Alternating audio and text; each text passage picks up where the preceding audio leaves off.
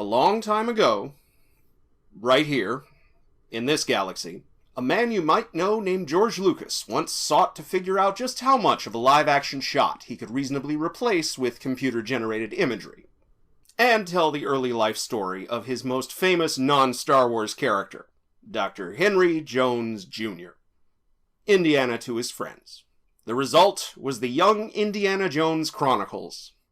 And like any series unjustly cancelled before its time and then continued on with 3 made-for-TV movies, it was, let's be nice and say, a mixed bag. For reasons that should be pretty obvious, the adventures of extremely young Indy, set between 1908 and 1910, were a lot less memorable than the adventures of adolescent Indy, set from 1916 to 20-ish. But even they have their issues. And I'd still argue for the existence of this series in general, because it does answer a dramatic question posed by the previous piece of Indiana Jones media, in release order, Last Crusade. Just how did the son of Henry Jones Sr. turn into the gunfighting, swashbuckling, Nazi-punching, treasure-hunting, orphan-saving, international man of mystery that we meet in these films? Well, says the series, at age 16 he ran away from home to ride with Pancho Villa, and then he survived World War I. And you know what? Pretty good answer. I'll take that. Plus, the series taught everyone at ILM some valuable lessons about CGI. That knowledge would go on to inform the Star Wars special editions. And eventually the prequels. Nowadays, almost every big-budget movie uses some kind of technique that was pioneered on the Young Indiana Jones Chronicles. Not that they didn't make things easy on themselves. Looking back now, I can see just how much of the series was confined to a soundstage. Nonetheless, just like every Star Wars film that would follow after them, they did occasionally take the time and spend the money to haul everybody out into the real world. Parts of which can still easily pass for the past, just as they can pass for the most alien of planets. To this day, the stuff they film out there almost always looks better than the stuff they film on sets. Of course, the whole reason George leaned on the blue or green screen set in his later films is because shooting outside can be an expensive pain in the ass. Especially when you have to make the same movie twice, with 2 separate directors, for entirely avoidable reasons. Which brings us to Solo, a Star Wars story. For those who aren't mired in Star Wars discourse, here's the Cliff Notes. George Lucas was apparently working on yet another goddamn prequel when he finally sold out in 2012. It was going to be called Outlaws, and it was going to kick itself off with what can only be described as the Young Han Solo Chronicles. It would have depicted young Han's first meeting with Chewbacca, and his legendary Falcon-winning card game against Lando Calrissian. And because it was written by officially good Star Wars screenwriter Lawrence Kasdan, the writer of Empire, Disney pointedly did not throw this script in the trash when they bought the rest of Star Wars. Kasdan still had to re-pitch to Disney CEO Bob Iger, but after that perfunctory nod from the big boss, all the lights turned green. It seemed the perfect fit for Disney's Star Wars release strategy. A new, numbered film every second December with a standalone story to tide people over in between. Mining what old Obi-Wan called the dark times for that sweet, sweet nostalgia money.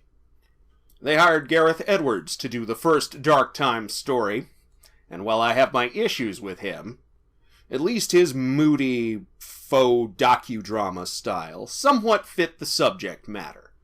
Assuming, of course, that any of the Rogue One that I saw is actually his. And honestly, I've heard some conflicting reports about that, if I'm being completely honest. As long as your butt is in the chair for 90% of principal, quote-unquote, photography, then they have to put your name on the film. But as we've seen over and over again by now, if we're paying attention, a lot of things can happen between the end of principal photography and the release of a finished product. In this case, Disney hired Phil Lord and Christopher Miller, the directors of the Lego movie.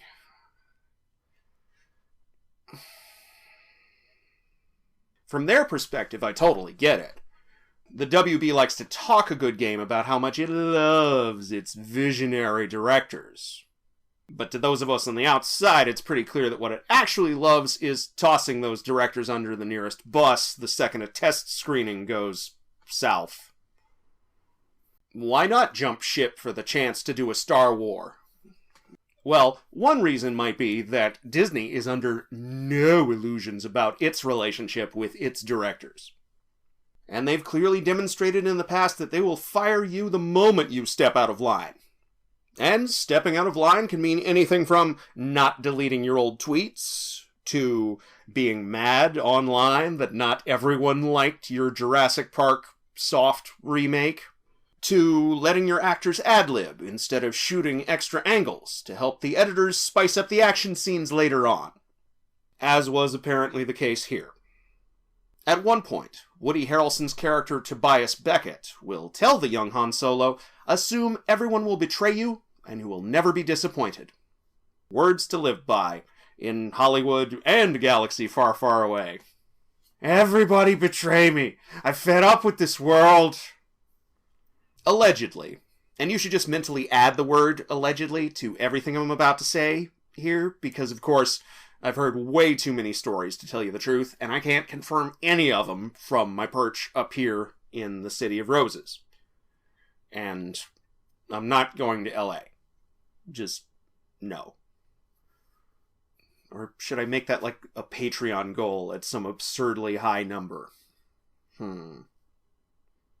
Allegedly, Lawrence Kasdan and his co-writer's son Jonathan didn't cotton to these fun young people messing with their precious words. So they took their complaints up the chain of command, and Disney brought the hammer down, replacing Lord and Miller with Ron Howard.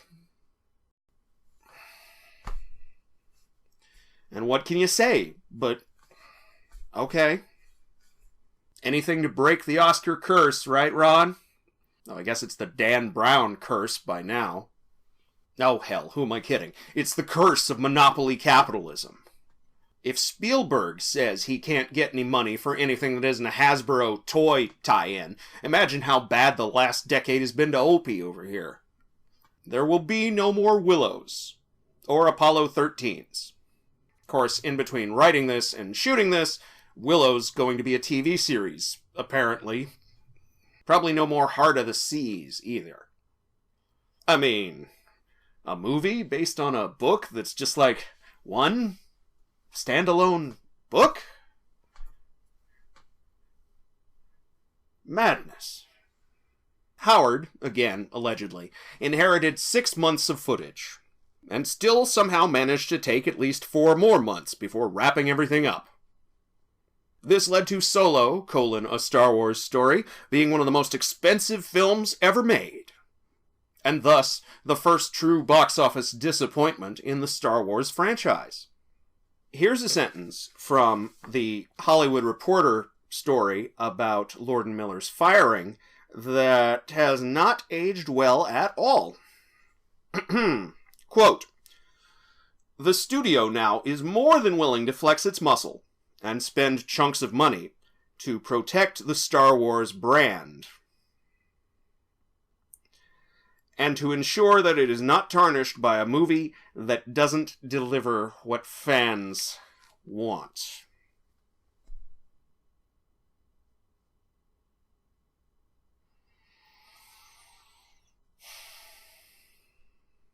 Unquote. Oops. It's the kayfabe I can't stand anymore. Like, miss me with that what fans want shit. The real fans want something that we spent 20 years taking for granted, while the reactionary shithead anti-fans just want everyone to be as miserable as they are all the time. But not even the hardest of hardcore Harrison Ford fans, aka my mom, wanted an origin story for Han Solo. At one point, young Han will introduce himself as Han, and Tobias Beckett will correctly respond, "Nobody cares."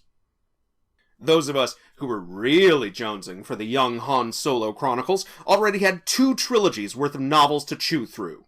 Brian Daley's from 1979 and 80, and A.C. Crispin's from 1997 through 8. The last years of a pre-prequel age.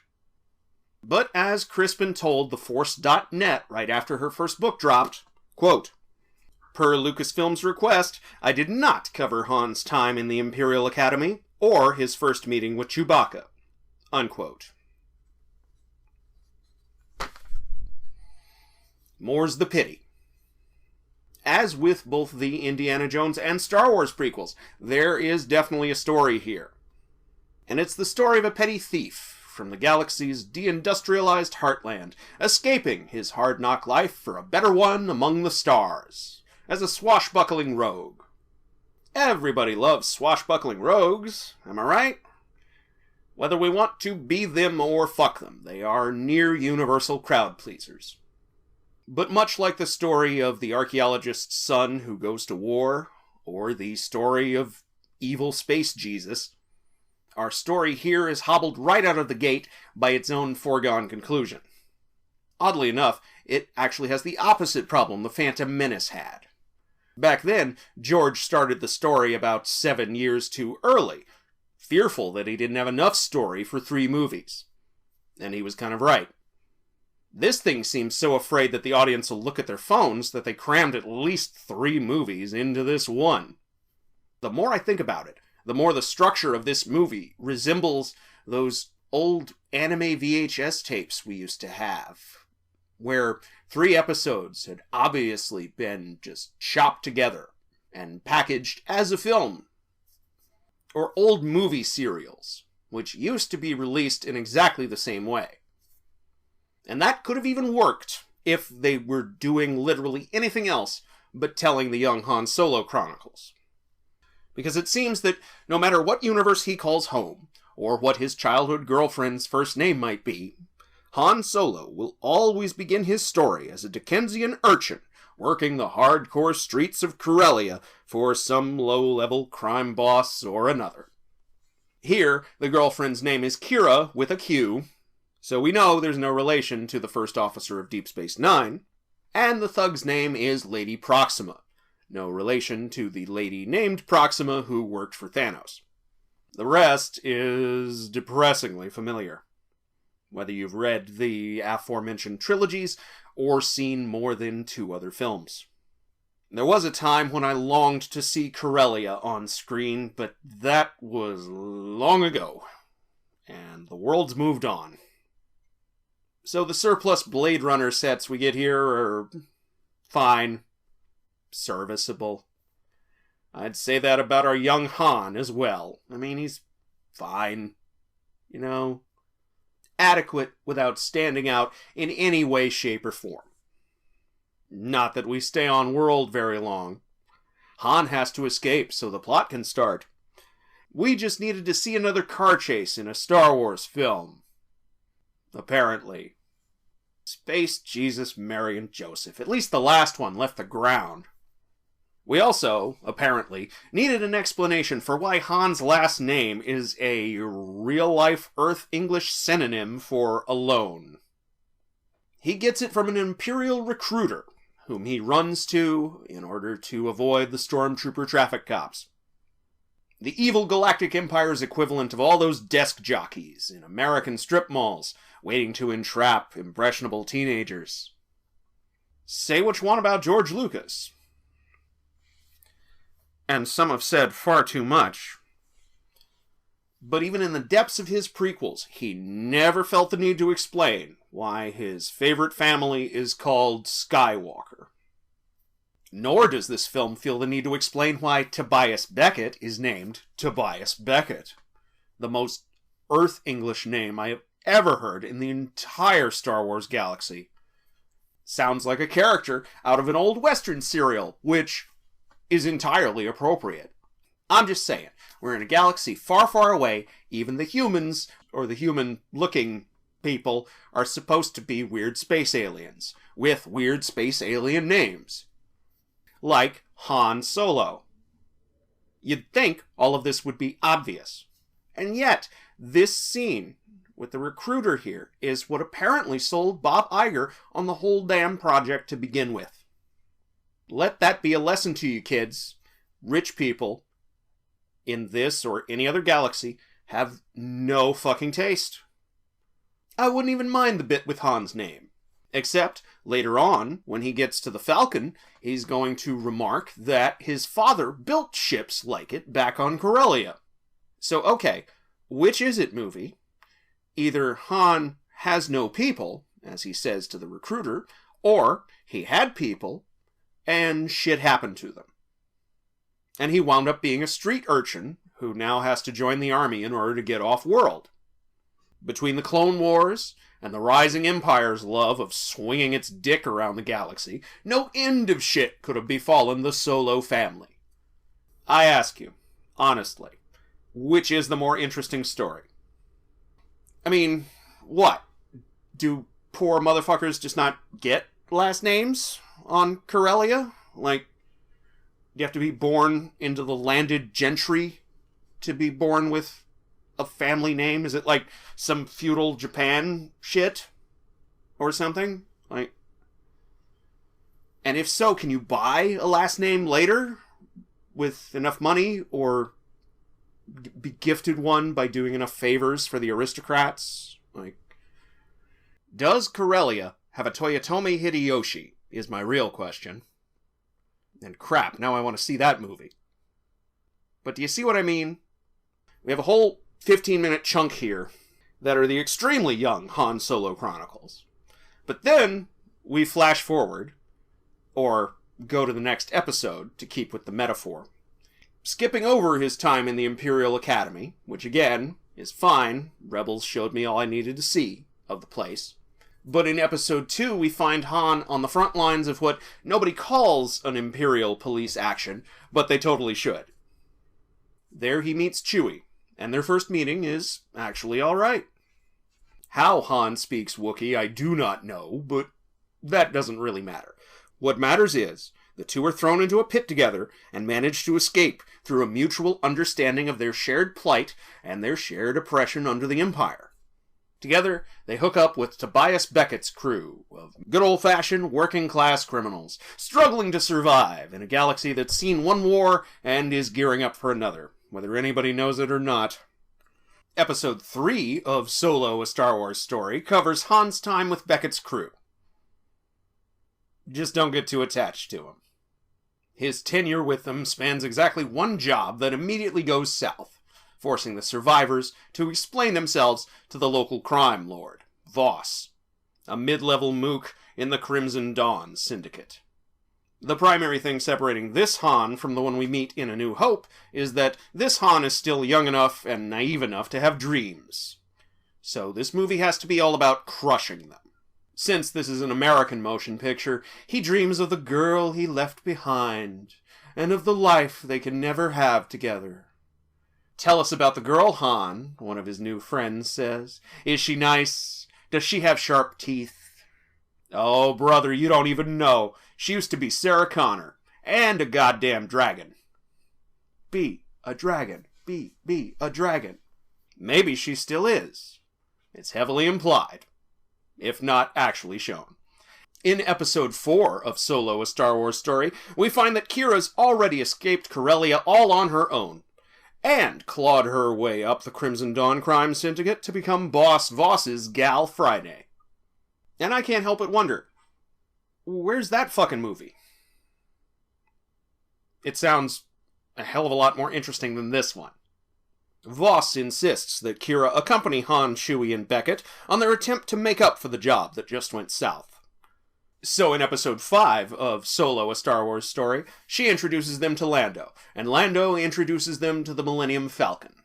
Episodes 6, 7, and 8 see everyone make the famous Kessel Run in less than 12 parsecs, curse each other's sudden but inevitable betrayals, and then Bob's Your Uncle movie's over.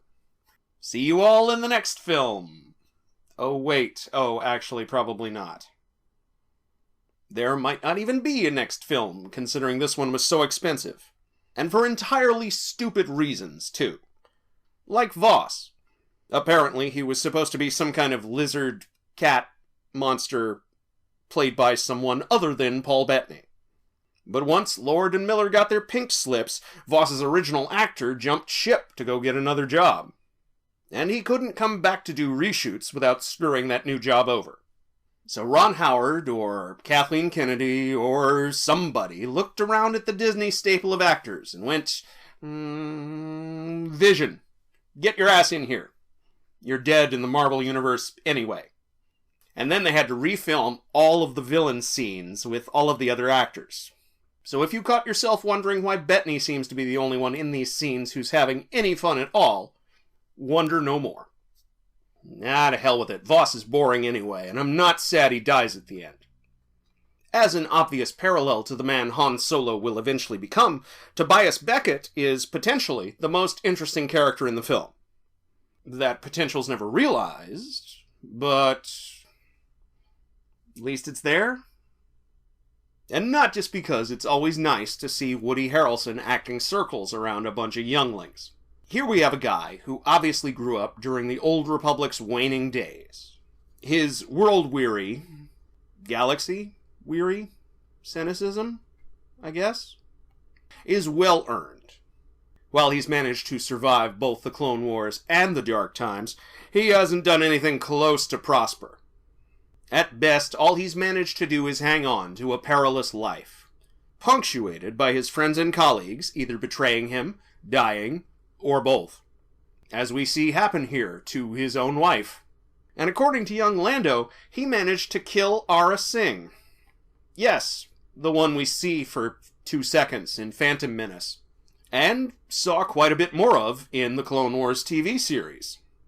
How young Boba Fett, or adolescent Boba Fett by now, didn't kill Tobias right back, I'll probably never know. But once again, I have to wonder, where's that fucking movie? Because once again, it sounds a lot more interesting than this one. But if we're running the new character Olympics, then I have to give the gold to Lando's droid friend, and apparently unrequited love, L337. Yes, her name spells Leet, and yes, that's cringe as hell. But she's still my new favorite character on account of the fact she inspires a droid revolt on the mining planet of Kessel. It took 12 movies and 2 TV shows, but at long last, someone is finally addressing the fact that the Star Wars universe is, and always has been, far as we can tell, a slave society. Yeah, they're robot slaves, but so what? Did you miss the whole point of Blade Runner? Or that one Star Trek episode where they have a whole trial to determine Data's civil rights? It's called The Measure of a Man, and you should check it out if you haven't. It's pretty good. And then go watch The Matrix again.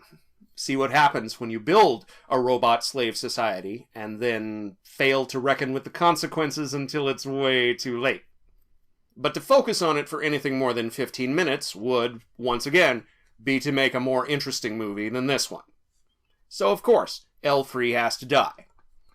And get put into the Falcon's navigational computer, meaning that she's been secretly present in every Star Wars film up to this point. This is the clearest example of retroactive continuity I've seen in a major motion picture since Bucky Barnes killed Tony Stark's parents. And just like back then, it doesn't count. It never counts. Retroactive continuity is always an attempt by a new author to come around and piss all over the previous author's work. It's supposed to be a bit of audience flattery. A fun little Easter egg I can recognize later, like those stupid fucking dice.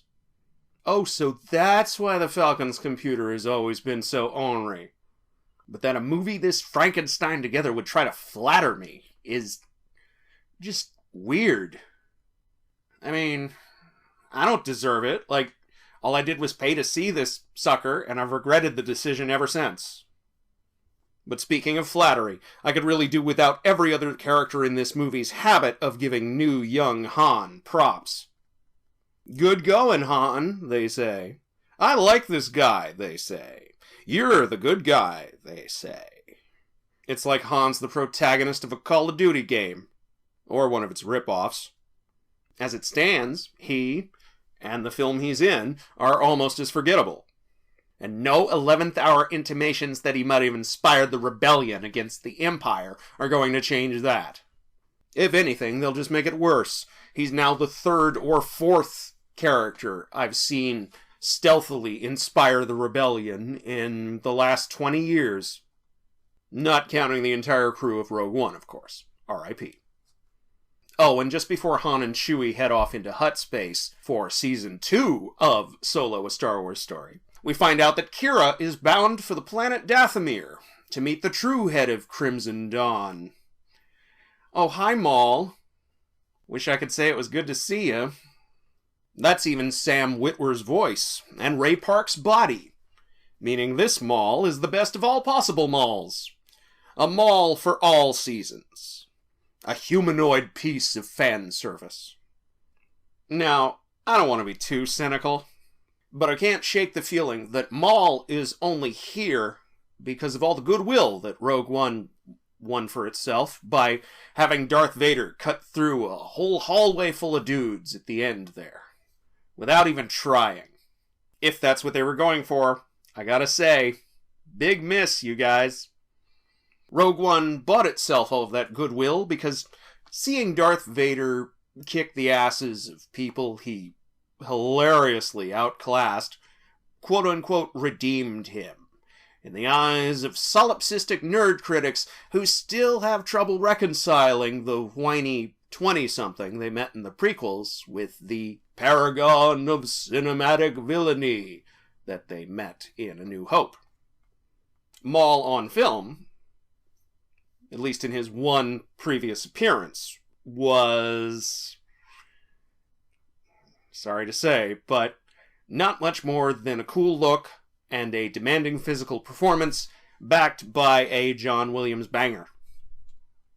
If I haven't watched the Clone Wars TV series, his presence here is supposed to bring up all kinds of questions the series already answered.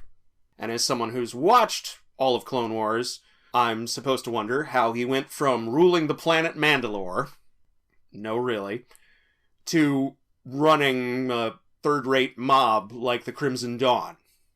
At the end of his climactic lightsaber fight with Palpatine, Palpatine goes, "I have other plans for you," and I can assume controlling the galactic underground would be probably kind of essential to the maintenance of an evil galactic empire. But as someone who's gone on to watch the TV series Rebels, I know that Maul is not long for this position, and I'm not too terribly curious about how he loses it. Rebels also wrapped up Maul's story in a more satisfying way than anything these movies could ever do. So what's the point of including him here? Other than fan service. Well, maybe the point should be, you shouldn't try to make a movie out of one character's incidental lines of dialogue. We don't need to know what it means to make the Kessel Run in less than 12 parsecs. We don't need to know that it's supposed to take longer because if you stray from the path, you might run into either the black hole, the Cthulhu, or both. We just need to know that Han considers this impressive, and that Obi-Wan and Luke clearly do not. We don't need to see Han grow up in the criminal underbelly of the Empire in order to understand that his devil-may-care, freewheeling rogue attitude is a hollow sham. A suit of armor he puts on for his own emotional protection. The real point is, nobody needed a Han Solo origin story, because we already have a perfectly fine one. And it's called Star Wars. Episode 4, A New Hope, though that was added later. It's a whole thing. At least young Indiana Jones had a little bit more to him. What strikes me now is how many historical characters managed to pop up over the course of his chronicles. No surprise that was part of the show's original pitch, or that it led to some of the more memorable episodes. I even thought of them that way in my head until I discovered their actual titles. Oh, that's the Charles de Gaulle episode. Oh, that's the Mata Hari episode. Oh, that's the Treaty of Versailles episode, featuring the entirety of the Allied leadership, and Lawrence of Arabia, and an incredibly young Ho Chi Minh. No, really. Young Indy was a window into the first half of the 20th century, conjured up by people who'd grown up in the second half and spent their entire lives dealing with the first half's unresolved issues. Young Han, never Solo. I mean, don't tell Bob Iger, but the name's supposed to be ironic, is a redundancy, especially in a universe like Star Wars, that is all too eager to forget its own past, and thus doom itself to repeating it, whether the rest of us like it or not. Though immediately prior to the release of Solo, A Star Wars Story, Season 1, probably only, there was a film that at least tried to grapple with Star Wars history. And we'll get to that next time. End this little trilogy of reviews on a high note, and hopefully never speak of Star Wars again. Until the next time. Thanks for watching, everyone. If you liked this video, hit the like button and the subscribe button. And if you really liked this video, consider supporting the show on Patreon. Like Mr. Hootie Dean, Detective Steve, The After Movie Diner, and Stu G. Next time, it's time for the Jedi to end.